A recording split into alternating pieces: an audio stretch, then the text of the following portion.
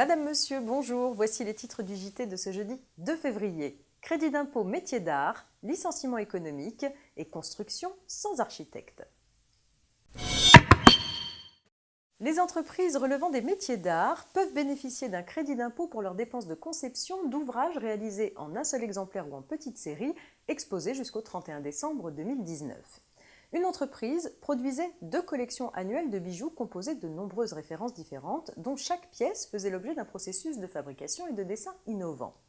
L'administration fiscale lui a refusé le bénéfice du crédit d'impôt en faveur des métiers d'art, car ces 2 collections de bijoux ne constituaient pas des nouveaux produits ouvrant droit au crédit d'impôt. En effet, l'entreprise ne démontrait pas que ces collections, par leurs caractéristiques, procédaient d'un effort original de création les distinguant des objets industriels ou artisanaux existants déjà.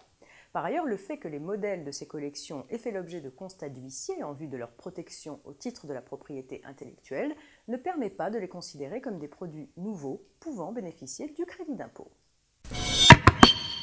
On poursuit avec un point sur le licenciement économique.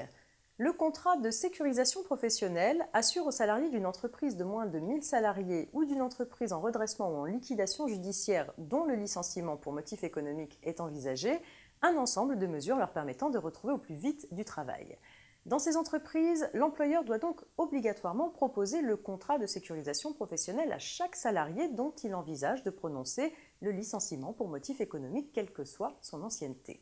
Ce dispositif, qui devait prendre fin le 31 décembre 2016, a été prolongé de 18 mois. Ainsi, le contrat de sécurisation professionnelle s'applique jusqu'au 30 juin 2018.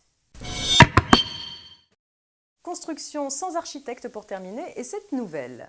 En principe, une demande de permis de construire ne peut être instruite que si le particulier qui désire entreprendre des travaux soumis à une autorisation a fait appel à un architecte pour établir le projet architectural.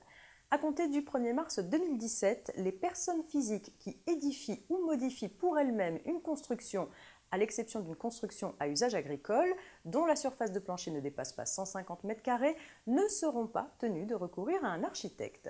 Cette dispense de recours à un architecte s'appliquera aux demandes de permis de construire déposées à compter du 1er mars 2017. Le JT s'est terminé pour aujourd'hui. Rendez-vous demain pour un dernier point avant le week-end.